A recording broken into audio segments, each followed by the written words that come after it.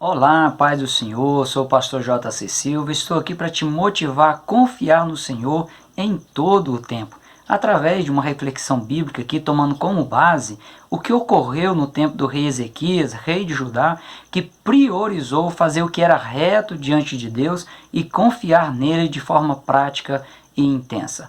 O texto áureo está no Salmo de número 46, verso 1, que diz: Deus é o nosso refúgio e fortaleza, socorro bem presente na angústia.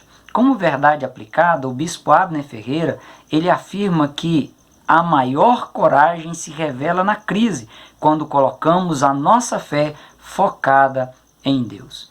O texto de referência está no livro de Isaías, capítulo 37, versículos 33 a 37. E eu vou estar lendo para você esse texto no tópico 3.3 da reflexão de hoje. Há situações que colocam as pessoas em choque. Elas ficam meio que paralisadas e apesar das pessoas tomarem uma série de decisões, de iniciativas para solucionar as situações extremas que acontecem, ocorre aí uma espécie de um bloqueio na mente das pessoas e elas se sentem aí inseguras em confiar em Deus, se tranquilizar em meio às turbulências da vida e esperar numa providência sobrenatural. Pode soar estranho essa minha colocação, já que as pessoas dificilmente elas vão admitir que não confiam em Deus. Só que eu chamo a sua atenção para as questões práticas. Questões que mesmo não admitidas, elas existem e estão arraigadas nas atitudes e nas ações das pessoas. Já que ninguém melhor do que você mesmo conhece o que você tem passado, os enfrentamentos que você tem travado, as aflições da sua alma, a sensação de desespero que muitas vezes tenta te dominar, as incertezas quanto a um futuro promissor e mais tranquilo, para que você perceba aí o quanto é possível não apenas sobreviver e carregar marcas profundas, marcas tristes, é possível vencer, é possível superar, confiando no Senhor em todo o tempo, que Ele enviará aí o socorro e derrubará o inimigo que quiser se levantar contra você. Acompanhe comigo os relatos históricos que envolveram o rei Ezequias, que eu estarei aí relatando para você. Um jovem rei que Deus levantou para reinar sobre o reino de Judá. Ezequias ele foi o 13º rei de Judá, o reino do sul. Ele começou a reinar com 25 anos de idade e reinou por 29 anos. Em todo o tempo de seu reinado, ele se mostrou um bom rei, um homem admirado por todos como um estadista, um arquiteto, um estrategista e também por sua integridade, a forma como ele lidava com todas as situações. Diante dos grandes desafios com os quais ele se deparou durante aí o seu reinado, ele demonstrou sua fé resiliente e sua fidelidade em andar nos caminhos do Senhor. Logo nos primeiros relatos bíblicos sobre o governo do rei Ezequias, o texto bíblico deixa claro que o rei Ezequias, ele voltou-se para o Senhor, fazendo o que era reto aos olhos do Senhor, conforme tudo quanto fizera também o rei Davi. O rei Ezequias ele era filho do rei Acaz, foi o seu filho sucessor. E o rei Acaz ele foi um péssimo rei de Judá. E com a sua perversidade, ele sempre pautou aí os seus 16 anos de reinado de acordo com as abominações e com as idolatrias praticadas pelas nações vizinhas de Judá, chegando ao ponto aí de sacrificar um de seus filhos em seus rituais pagãos. A olhar por seu pai, o rei Acaz, com o seu péssimo exemplo de vida física, vida moral e espiritual, não se podia esperar grandes coisas do rei Ezequias. Mas há um detalhe interessantíssimo na biografia do rei Ezequias, que está em 2 Crônicas, capítulo 29, versículo 1, que diz que ele era filho da rainha Abia, filha de Zacarias. Pelo significado aí do nome da rainha Abia, com origem no hebraico Aviar, meu pai é Iavé, pode-se concluir que ela tinha origem em uma família temente ao Senhor Deus, Criador do universo. E possivelmente Zacarias, pai da rainha Abia e avó do rei Ezequias, tenha sido o profeta Zacarias que teve destaque como profeta no Reino do Norte e foi o autor do livro que leva o seu nome, o livro do profeta Zacarias. Essa influência na vida da rainha Abia levou ela a dar o nome de Ezequias ao seu filho, cujo nome significa força de Yahvé, força do Senhor. Veja a importância da influência de uma pessoa que tem temor de Deus no coração e se esforça para honrar o Senhor aí na vida da sua família. Como o Senhor diz no livro de Provérbios, que a família deva criar a criança e ensiná-la no caminho em que ela deva andar, e até mesmo quando envelhecer, ela não se esquecerá dele. Você que muitas vezes tem caminhado de forma solitária para o templo do Senhor, que tem servido a Deus sem apoio da família, continue firme, pois você verá o fruto de sua dedicação e devoção a Deus, como foi o caso da rainha Abia, filha de Zacarias, que veio o seu filho reinar sobre o reino de Judá, temendo ao Senhor e fazendo o que era reto aos olhos do Senhor. A iniciativa do rei Ezequias em motivar os seus concidadãos a buscar a santidade, a reconhecer a soberania de Yahvé, o Senhor Criador do Universo, evitou que o reino do sul, o reino de Judá, ele fosse levado ao cativeiro juntamente com o reino do norte, o reino de Israel, no ano de 722 a.C. A rainha Abia e o rei Ezequias deixaram um belo exemplo de devoção a Deus, um extraordinário legado para a nação de Judá. Como você tem agido diante dos preceitos do Senhor? Que tipo de legado espiritual você tem aí construído para deixar aos seus descendentes? É momento de rever atitudes e transformá-las em adoração para a glória de Deus. Dado aí a forma como o rei Acaz, o pai do rei Ezequias, conduziu a nação para o caos espiritual, era preciso reparar o templo. Tanto o templo físico, local de adoração dos judeus, quanto o templo espiritual. O coração de cada cidadão, ele precisava ser reparado para ser templo de Yahvé, templo do Deus Criador e sustentador do universo. Além de conhecer as consequências danosas do desvio espiritual de Judá, o rei Ezequias ele era testemunho da desintegração que estava acontecendo de maneira gradual no reino do norte, no reino de Israel, que já havia sido derrotado pela Assíria, cuja capital era Samaria e estava a apenas 65 quilômetros de Jerusalém, a capital do reino do sul. Ezequias sabia que a destruição do reino do norte era uma consequência natural do pacto com Yahvé que havia sido quebrado e da desobediência das lideranças e também do povo da nação em ouvir a voz de Deus por meio dos seus profetas. Realmente era preciso reparar o templo para chamar a atenção da nação para o culto ao verdadeiro Deus de Judá. Como está em 2 Crônicas, capítulo 29, versículos 3 a 5, onde consta que o rei Ezequias, no primeiro ano do seu reinado, no mês primeiro, ele abriu as portas da casa do Senhor e as reparou. E trouxe os sacerdotes e os levitas e os ajuntou na praça oriental e lhes disse: ouvi-me, ó levitas, santificai-vos agora e santificai a casa do Senhor, Deus de vossos pais, e tirai do santuário a imundícia. Restaurado o templo, foram retomadas aí as festividades em homenagem a Yahvé, o Deus de Judá, como a festa da Páscoa, que trazia a memória do fim sobrenatural do cativeiro egípcio, como está em 2 Crônicas, capítulo 30, versículos 6, versículos 26 e 27. Porque muitos não tinham celebrado a Páscoa como estava escrito. E houve grande alegria em Jerusalém, porque desde o dia de Salomão, filho de Davi, rei de Israel, tal não houve em Jerusalém. Então os sacerdotes e os levitas se levantaram e abençoaram o povo, e a sua voz foi ouvida, porque a sua oração chegou à sua santa habitação aos céus. Esse reavivamento em Judá ele se deu 4 anos antes do cerco assírio em Samaria, no reinado do rei Oséias, o último rei do reino do norte. Eles poderiam ter seguido o exemplo excelente e louvável aqui que estava acontecendo no reino do sul e se voltado para Deus, redirecionado à adoração a Yahvé, o verdadeiro Deus de Israel, e se livrado da destruição. No entanto, tanto o rei do reino do norte como os moradores do reino do norte simplesmente ignoraram o fato desse avivamento estar acontecendo no reino de Judá.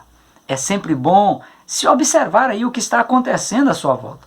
Os exemplos das pessoas que atraem a atenção e a proteção de Deus são fatores positivos que devem ser seguidos para se atrair a atenção e a ajuda de Deus em tempos de crise.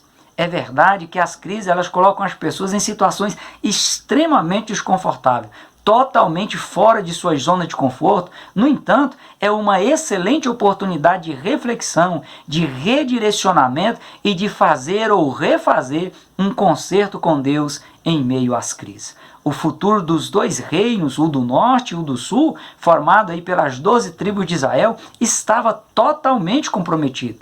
A situação estava insustentável. Veio grande ira do Senhor sobre Judá e Jerusalém, e Deus havia entregado a perturbação, a assolação e ao assovio, como eles estavam presenciando com os próprios olhos. Os pais estavam caindo mortos à espada, os filhos e as filhas e as mulheres já estavam sendo levados em cativeiro. Essa menção aqui que o rei Ezequias faz das pessoas sendo levadas ao cativeiro, com certeza é uma alusão direta ao que estava acontecendo no reino do norte, no reino de Israel.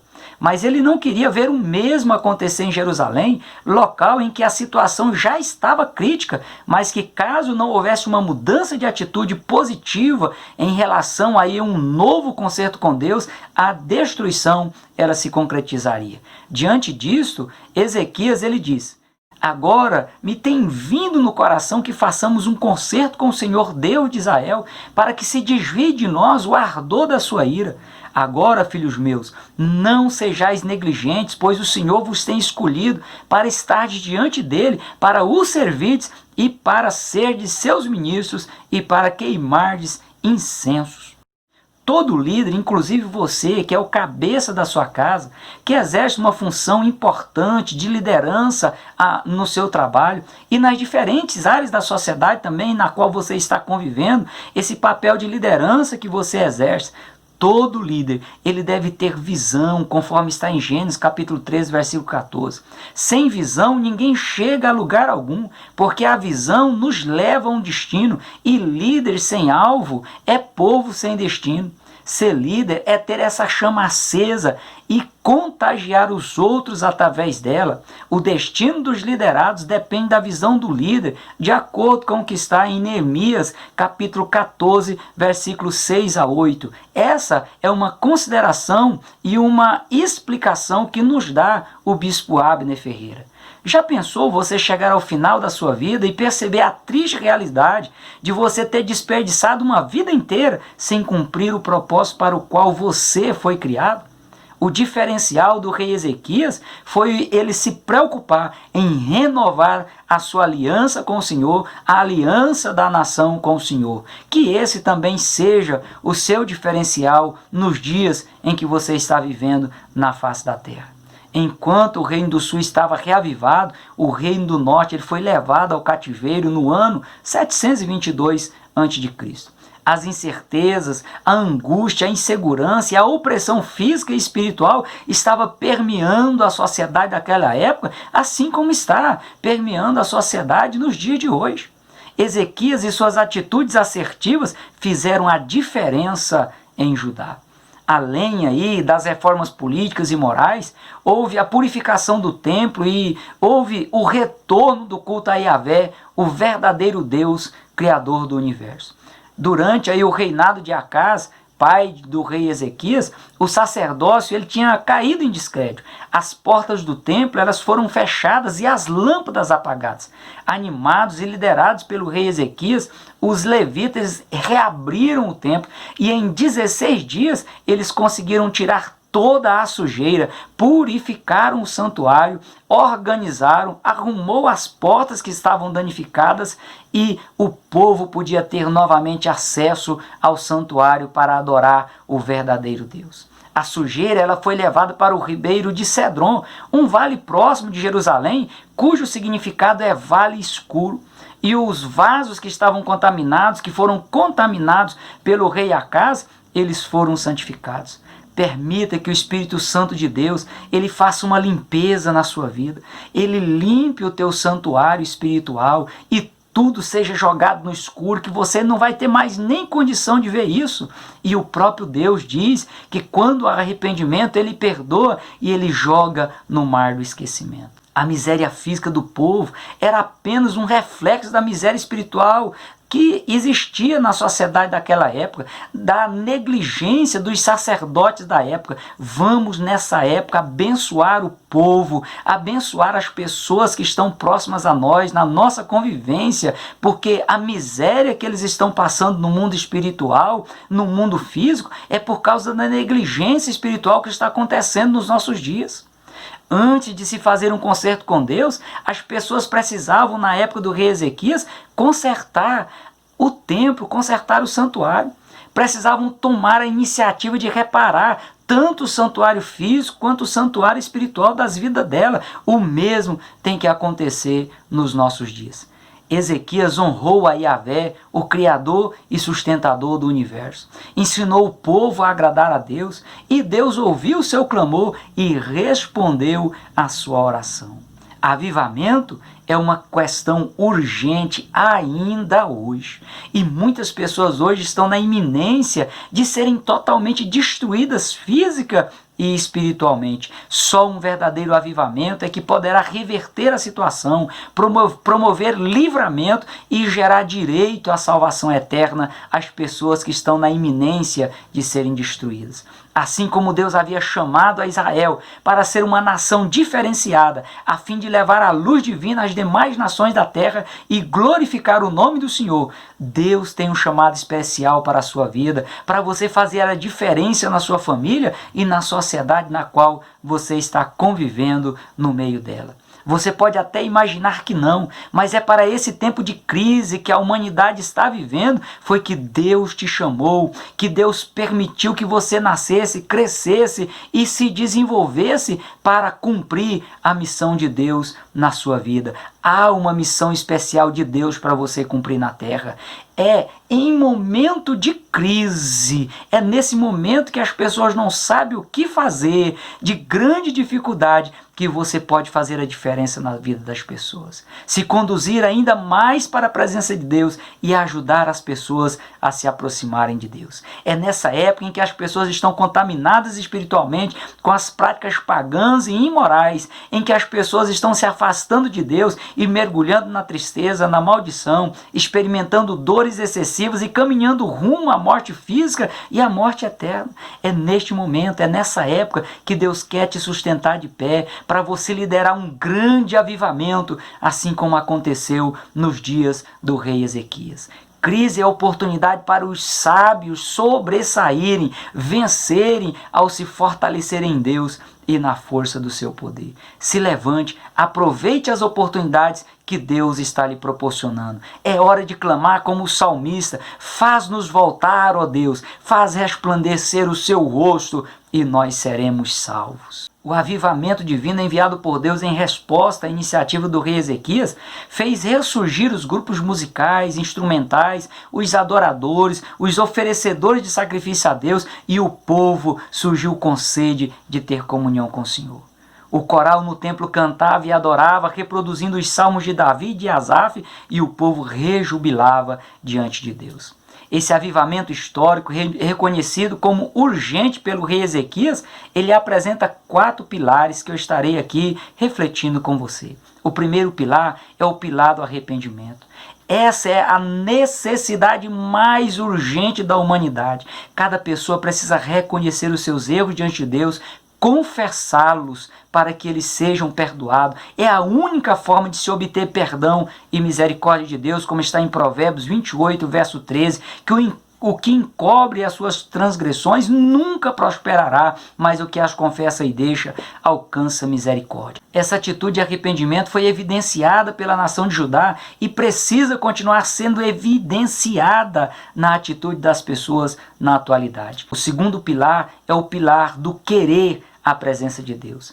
tanto nos bons momentos quanto nos momentos de crises, o ser humano ele precisa querer, precisa almejar a presença de Deus em sua vida. Muitas vezes as pessoas se derretem aos prantos por serem separadas das pessoas que amam, seja pela distância ou pela morte física, e isso é justificável, é válido, mas na atualidade pouco se vê pessoas chorando por desejar a presença de Deus em sua vida de forma plena. Pouco se vê pessoas chorando, buscando um renovo, buscando segurança e restauração espiritual. Jeremias capítulo 20, versículos 11 a 14 diz: porque eu bem sei os pensamentos que penso de vós, diz o Senhor, são pensamentos de paz e não de mal, para vos dar o fim que esperais. Então me invocareis e ireis e orareis, e eu vos ouvirei. E buscai-me-eis e me achareis quando me buscardes de todo o vosso coração, e serei achado de vós, diz o Senhor. Farei voltar os vossos cativos, e congregar-vos-ei de todas as nações, e de todos os lugares para onde vos lancei, diz o Senhor, e tornarei a trazer-vos ao lugar de onde vos transportei. O terceiro pilar para o avivamento é o pilar da busca por comunhão divina. A comunhão com o Criador do Universo é vital para o cristão em todos os dias da sua vida. Nada pode ser considerado tão ou mais importante do que a comunhão de uma pessoa com Deus. Ela é a única alternativa para a pessoa não sofrer o dano da segunda morte, a eterna separação de Deus. Só os íntimos serão convidados a habitar nos novos céus e nova terra, porque só os íntimos têm o nome escrito no livro da vida. Cada pessoa ela pode usufruir de intimidade com Deus, de comunhão com Deus. A fonte é o estudo das Escrituras Sagradas, é a oração, é o jejum, ou seja, uma vida devocional prática, diária e contínua. O último pilar é o pilar da oração. Em tempos de adversidades, buscar a face do Senhor é imprescindível. Buscar a Deus nos momentos de crise, na medida em que as coisas se resolverem, a pessoa se ausentar, se afastar da presença de Deus, é uma atitude interesseira e egoísta, pois nesse caso, a pessoa só está aí preocupada com o seu próprio umbigo. Jesus ele ensinou que a todo o tempo a pessoa deve estar conectada com o Pai em oração, pois ele é a fonte de fortalecimento e de reavivamento que o ser humano tanto precisa. Em Lucas capítulo 21, versículo 36, Jesus ressalta dizendo: vigiai, pois, em todo o tempo, orando para que sejais havidos por dignos de evitar todas essas coisas que hão de acontecer e de estar em pé diante do Filho do Homem. Se depender do seu empenho físico e espiritual, qual será o alcance do avivamento espiritual dos seus dias?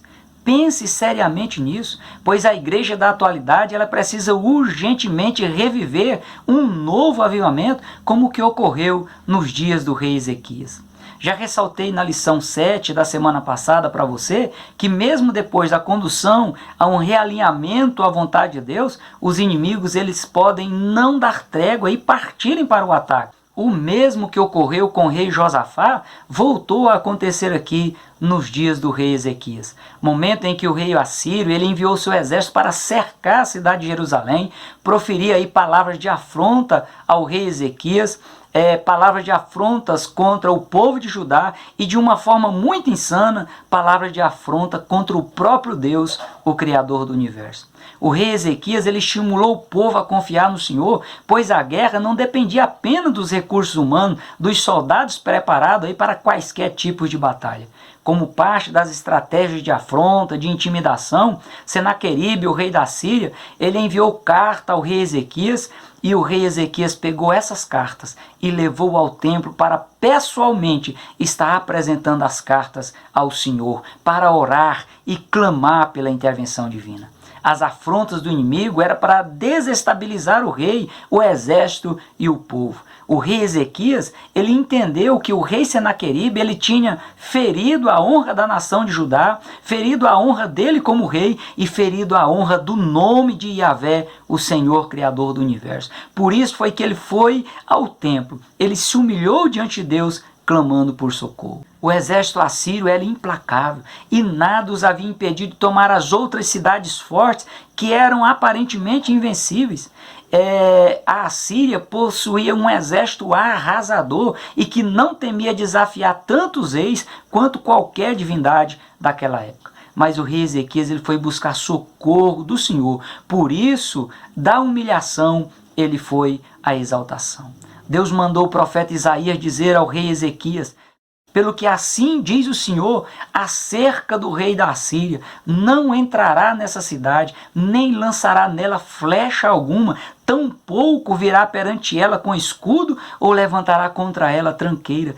Pelo caminho por onde vier, por esse caminho voltará, mas nessa cidade não entrará, diz o Senhor, porque eu ampararei essa cidade para a livrar, por amor de mim, por amor do meu servo Davi. Então saiu o anjo do Senhor e feriu o arraial dos assírios a 185.000. E quando se levantaram pela manhã cedo, eis que tudo eram corpos mortos. Assim Senaqueribe, rei da Síria, se retirou e foi e voltou e ficou em Nínive, capital da Assíria.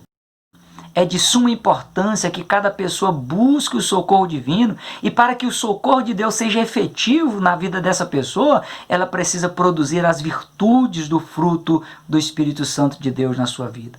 Diante das atrocidades da vida, não queira fazer justiça ou se vingar agindo com as próprias mãos. Para quem serve a Deus, a justiça ou a vingança, ela vem do Senhor. Assim como Deus ouviu e respondeu o clamor do rei Ezequias, confie no Senhor em todo o tempo, pois Ele ouvirá e responderá o seu clamor. Se de forma sobrenatural Deus fez o que fez em prol de Judá, Ele fará em prol da sua vida, que clamar a Ele, que esperar nele. Permita que Deus tenha liberdade de agir em sua vida e Ele mesmo vai envergonhar os teus inimigos. Um outro detalhe: reveja de fato quem são os seus inimigos. Pare de ver os seus pais, os seus pastores, ou mesmo as pessoas não cristãs como suas inimigas. Quem luta contra essas pessoas só está desperdiçando força, se autodestruindo ao serem dominadas pelo inimigo da alma humana e a satisfazer a sua vontade. O apóstolo Paulo ele tem uma excelente orientação nessa questão. Ele diz que não temos que lutar contra a carne e o sangue, mas contra os principados, contra as potestades, contra os príncipes das trevas deste século, contra as hostes espirituais da maldade nos lugares celestiais. Para aqueles que conseguem perceber de fato quem são os seus inimigos, Deus continuará disponibilizando seus anjos para entrar na guerra, acampar-se ao redor dos que temem a Deus e os livrar de todo mal. Ainda que no mundo espiritual o seu adversário ele seja mais forte do que você, a sua batalha ela pode ser guerreada por Deus como a sua própria batalha. E perante Deus os montes tremem e os outeiros se derretem. Quando Deus se levanta, tremem os valentes. Pois enquanto você for fiel e confiar no Senhor, maior será o que estará contigo do que o que estiver querendo te atacar. A história do rei Ezequias te fez ver que nos piores momentos da vida você pode confiar no Senhor. Basta você colocar em prática o que aprendeu com essa história bíblica e que Deus em Cristo continue abençoando a sua vida. Fique na paz do Senhor.